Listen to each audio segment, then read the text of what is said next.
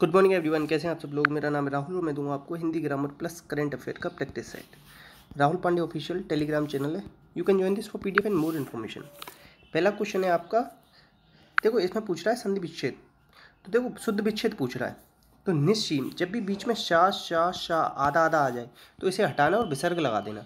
ठीक है, तो क्या हो जाएगा, निहदन सीन। आंसर हो जाएगा बी। ये किसका क्वेश्चन है, संधि का क्वेश्चन है। संधि का विलोम होता है विग्रह, ये याद रख लेना। Answer B. नेक्स्ट, उस विकल्प का चयन करो जिसमें प्रत्यय का प्रयोग नहीं हुआ। प्रत्यय दो प्रकार के होते हैं, कृत और तद्धित। कृत प्रत्यय के 5 भेद होते हैं, तद्धित के होते हैं 6। कृत प्रत्यय कासिक कृत कासिक क्रिया इसमें लगता है। क्रिया के मूल रूप को धातु कहते हैं, ये भी याद रखना। तो इसमें कौन सा प्रत्यय का प्रयोग नहीं हुआ है, इसमें एक प्रत्यय है, साहित्य प्लस एक, तर्क प्लस एक, स्वभाव प्लस एक।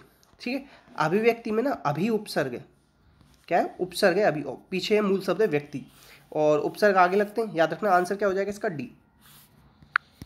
नेक्स्ट, गागर में सागर भरना, मुहावरे का अर्थ बताना। तो मुहावरा अरबी भाषा का शब्द है, मोस्टली इसके पीछे ना आता है, जैसे ना ना ये आ रहा है ना। और देखो ये ना लक्षणा शब्द शक्ति होते हैं, व्यंजना होती है किसमें, लोकोक्ति में। ठीक है, तो गागर में सागर भरना ये किसके लिए कहा जाता था, ये बताना आप लोग। ठीक है, तो थोड़े में बहुत बात कहना। ऐसे कौन से कवि रहे हैं जो गागर में सागर भरते थे। नेक्स्ट, स्पर्श व्यंजन बताना। स्पर्श व्यंजन कौन से, त थ द ध न, ये कहाँ से बोले जाते हैं, दंत से बोले जाते हैं। ये क्या है, क्षत्रज्ञ श्र, ये संयुक्त व्यंजन, क्या है, संयुक्त व्यंजन। यरलव ये अंतस्थ हैं। ठीक है, इसमें या और वा अर्ध स्वर कहलाते हैं, क्या, अर्ध स्वर। रा क्या होता है, लुंठित प्रकंपित, और ला होता है पार्श्व। श ये होते हैं क्या, संघर्षी। ठीक है, याद रखना। आंसर क्या हो जाएगा, ए। ठीक है, नेक्स्ट, परीक्षा गुरु। परीक्षा गुरु लाला जी का द्वारा लिखा हुआ ये क्या है, उपन्यास। परीक्षा गुरु क्या है, उपन्यास। बहुत बार पूछा गया, इंपॉर्टेंट लगा लेना यार इसे। लाला जी के द्वारा लिखा हुआ है। नेक्स्ट, आपकी यात्रा मंगल में हो, वाक्य है। तो ये वाक्य ना अर्थ के आधार पे 8 प्रकार का होता है, उसी में से ये 4 प्रकार दे रखे हैं। तो ये क्या है, आपकी इच्छा है, आपकी यात्रा मंगल में हो, आप रीट में अच्छा स्कोर करो, आप सुपर टेट DSSB सब में स्कोर अच्छा करो, ये सब क्या है, मेरी इच्छा है। ठीक है, आंसर क्या है इसका, ए। संकेतवाचक वो होते हैं, ऐसा होता तो वैसा हो जाता। ठीक है, इस तरीके के क्वेश्चन। नेक्स्ट, निस्वार्थी का विलोम बताओ। तो निस्वार्थी का विलोम क्या हुआ, स्वार्थी। निस्वार्थी हुआ जिसको खुद का अपना स्वार्थ न दिखता, वो स्वार्थी जो खुद के स्वार्थ के लिए कोई काम करे। नेक्स्ट, घृणा घृणास्पद। तो देखो इसका ना आपको संधि विच्छेद पूछता है कई बार। तो घृणा प्लस आस्पद होता है, ये याद रखना। बहुत सारे लोग ना छोटा आ बना देते हैं, तो इसलिए गलत हो सकता है। तो ये देखो मैंने बताया, बड़ा आ, बड़ी ई, बड़ा ऊ आई, तो ये किसमें होता है, दीर्घ स्वर संधि। कौन सी, दीर्घ। एक मात्रा आए तो गुण स्वर संधि, वृद्धि में आती है 2। ठीक है, विसर्ग में तो श आधे आधे आ जाते हैं, इस तरीके से भी निकाल सकते हो। आंसर क्या हो जाएगा इसका, डी। आंसर क्या हो जाएगा, डी। संधि शब्द में कौन सी संधि है, व्यंजन संधि है, समधंधी, इस तरीके से निकालना। Answer D. नेक्स्ट है उपयोगिता में प्रत्यय बताना है। तो उपयोगिता में देखो उपयोगी। ठीक है, छोड़ो इसे, देखो उपयोगिता में प्रत्यय बताना है ना। तो देखो ई भी है इसमें प्रत्यय और ता, 2 प्रत्यय हैं। अगर ऑप्शन में 2 प्रत्यय दे रखे हो तो उस ऑप्शन को लगा के आना। अब इसमें आपको क्या केवल ता प्रत्यय दे रखा है, तो ता लगा देना। ठीक है, आंसर हो जाएगा सी।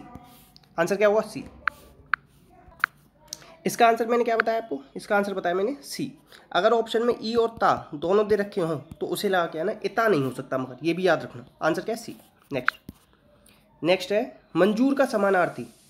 मतलब कोई चीज़ आपने मंजूर कर ली, मतलब स्वीकार कर ली, मुझे ये काम मंजूर है, मतलब स्वीकार। नेक्स्ट, गांठ बांधना।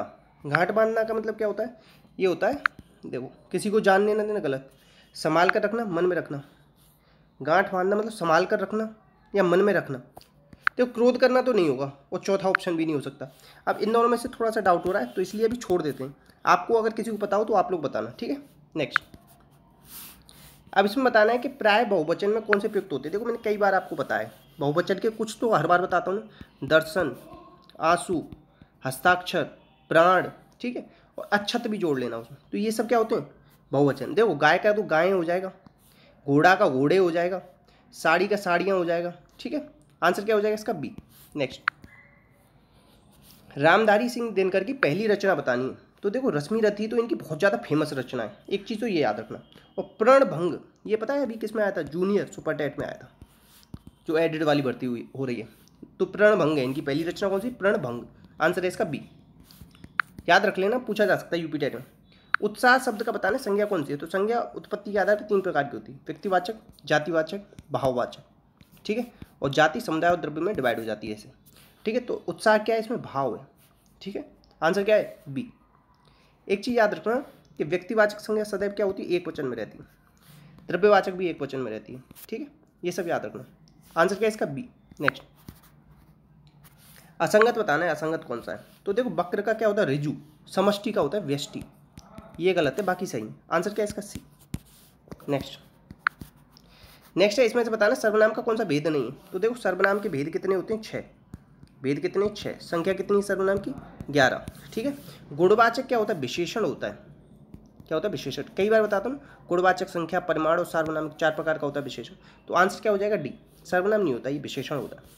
नेक्स्ट, बादल का पर्यायवाची कौन सा नहीं है, तो मैंने कई बार बताया ना कि पीछे दा आता है बादल के पर्यायवाची में, और जा आता है कमल के पर्यायवाची में, सतदल, सतपत्र, ये भी बताता हूँ, अरविंद, ठीक है। तो आंसर क्या हो जाएगा, डी। जा आ रहा है ना, तो ये किसका है, कमल का पर्यायवाची, आंसर हो जाएगा डी, ठीक। अतः जीमू तो और याद रख लेना, बादल का पर्यायवाची, ठीक है। अम्बुद, ये घन, नीरद, मेघ, बारिश, जलद, याद रखो। नेक्स्ट, शताब्दी किस समास का उदाहरण, समास का विलोम होता है व्यास, समास का अर्थ क्या होता है, संक्षेप, याद रखना। जब भी 1 से लेकर 10 तक की संख्या और 10 से विभाज्य संख्या, शताब्दी 100 में 10 से भाज जाता है ना, हाँ, तो ये क्या हो जाएगा, द्विग समास। अब भाई समास में पहला पद या पूर्व पद प्रदान, तो इस शताब्दी का आंसर क्या हो जाएगा, द्विगु, आंसर है सी। नेक्स्ट, अनुपम का अर्थ बताना है, अनुपम का मतलब क्या है, अनुपम का मतलब जिसकी उपमा न दी जा सके, आंसर होगा डी, आंसर क्या हो जाएगा, डी। नेक्स्ट, बर्बे रामायण के रचनाकार बताना है, तो इसके कौन है, तुलसीदास, कौन है, तुलसीदास। केवल रामायण पूछ ले तो वाल्मीकि लगाना, ठीक है। रामचरितमानस पूछ ले तो भी तुलसीदास लगाना, आंसर क्या है, ए। नेक्स्ट इसमें से बताना है अशुद्ध बर्तनी, अशुद्ध बर्तनी बिरहणी, बहुत ज़्यादा पूछा जाता है, बिरहणी इस तरीके से लिखते हैं।